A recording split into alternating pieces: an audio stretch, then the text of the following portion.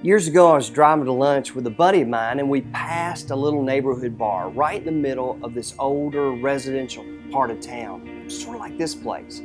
It was the kind of place where the people who live in the area stop by on their way home from work. They all know each other. They know where every other one lives and works. They know about their families, what their kids are doing. They also know about each other's troubles. They know that that guy just lost his job, that her marriage is falling apart.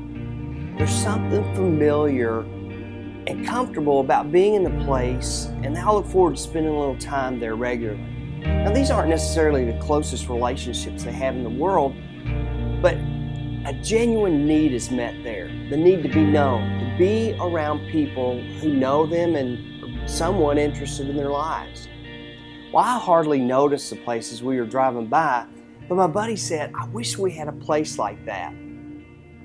Now, I could hear the Cheers theme playing in his head as he said it. Maybe you remember that song. The words go like this: "Making your way in the world today takes everything you've got. Taking a break from all your worries sure would help a lot. Wouldn't you like to get away? Sometimes you want to go where everybody knows your name, and they're always glad you came. You want to be where you can see our troubles are all the same. You want to be where everybody knows your name." Those are great lyrics, and you can be really glad that I spoke them to you instead of sing them. But when my friend said, "I wish we had a place like that," he was talking about a place where we as Christians could just hang out and be ourselves, where we would really know others and they would really know us. I remember thinking, isn't that what the church is supposed to be? Shouldn't we be able to be real with our fellow Christians? Let them see all of our imperfections, all of our struggles. Shouldn't that be the place where our need is met to connect on a deeper level with other human beings besides just our families? Unfortunately, it's not for many people. Most folks just come to church on Sunday morning.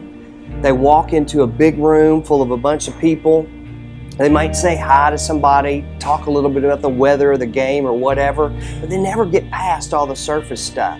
Now, don't get me wrong, what happens in church services on the weekends is crucial.